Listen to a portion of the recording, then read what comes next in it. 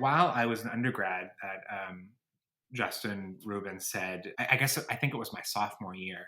He'd gotten to know me a little bit and gotten to know some of my work, and he said, "I really think you'd like the organ, and would you like to have lessons with me?" And I said, "No, thank you." Truly, I thought that Yeah. sounded like a terrible idea. I didn't want to spend my time with it. I thought it sounded kind of hoity-toity and a little antique and kind of a waste of time. And he said, "Great, I'll see you in the organ studio on Monday." And he sort of made me try it. And I'm so glad that he did. I was just dragging my feet on the way to that first lesson.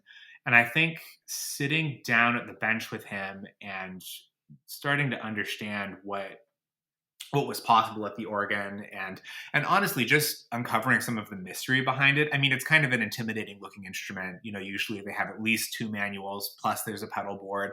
What do all these stops do? Oh, there's buttons too. What does this pedal do? How does this switch affect things?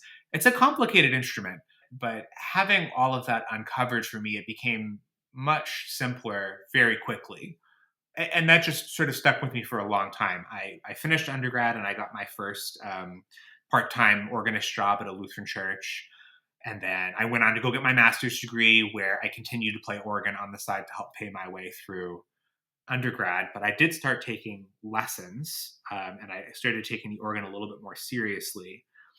And then I finished my master's in composition. All my degrees are in composition. I don't have anything in organ performance or church music or choral conducting. Sure. Nothing like that. Nothing like that. But I went to an organ conference in Montreal, and I want to say it was 2017.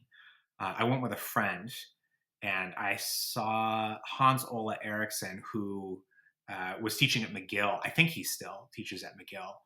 And he gave this amazing concert where he would play, Buxtehude or other pre-Bach organ music. And then the next piece on the program would be something that he wrote last year. And then he'd do other, pre-Baroque music, and then he'd play a piece that a friend of his wrote for organ and electronics.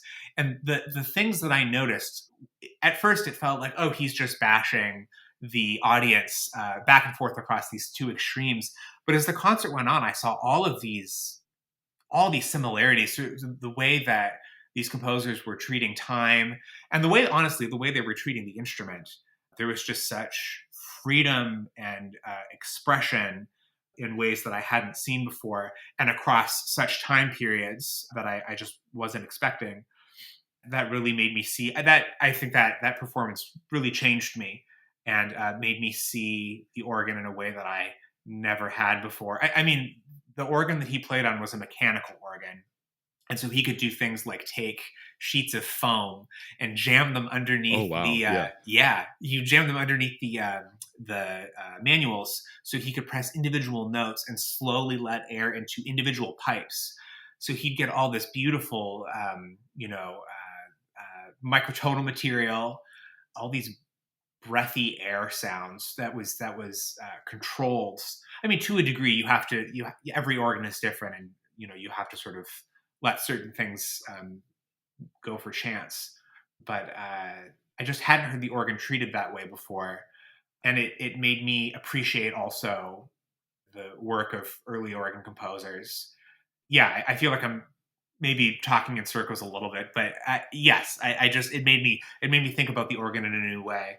And then I took a long break between degrees. I finished my degree in 2017. I did adjunct for a little while, but at the same time, I started performing more contemporary organ music, and I started writing some contemporary organ music that I had never really done before.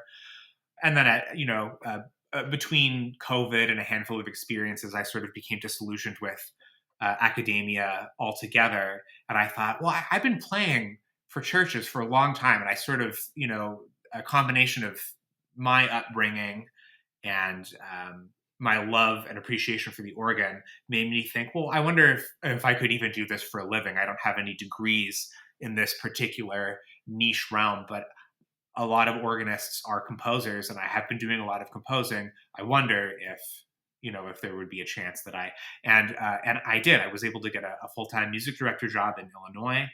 And here I've been for 4 years, just composing away. I feel like I've written a lot of music in the last 4 years.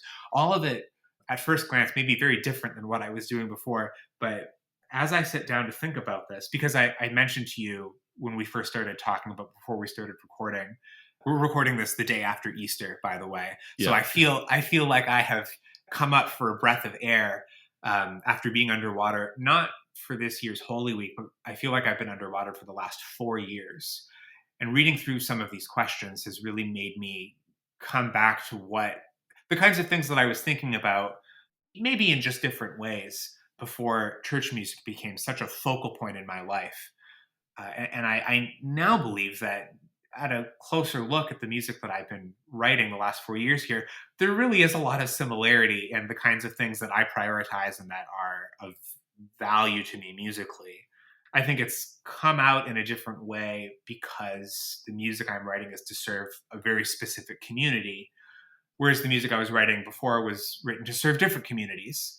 And that has actually been the lens that has focused my energies, even if my values have not shifted drastically.